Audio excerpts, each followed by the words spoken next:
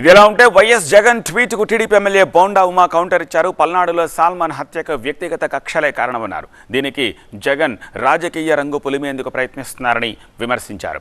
YCP హయాంలో అనేక మందిని ఊచకోత కోశారని, చంద్రయ్య అనే టీడీపీ కార్యకర్తను హత్య చేశారని ఆరోపించారు. ఇలాంటి రాజకీయ దాడులను టీడీపీ ప్రోత్సహించబోదని బోండా ఉమా స్పష్టం చేశారు.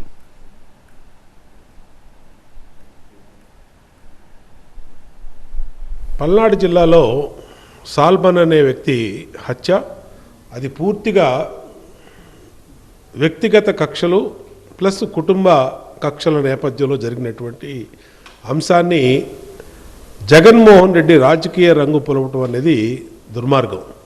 ఎందుకంటే 2019-24 మధ్య ఇదే వైసీపీ ప్రభుత్వం జగన్మోహన్ రెడ్డి నాయకత్వంలో అనేక మందిని ఓచుకోతకొచ్చారు.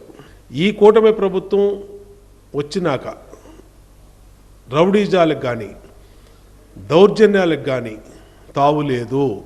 స్వయంగా నా మీద మా చర్యల్లో హత్యాయత్నం ఏ విధంగా జరిగిందో ఆ రోజు ప్రపంచం మొత్తం చూసింది.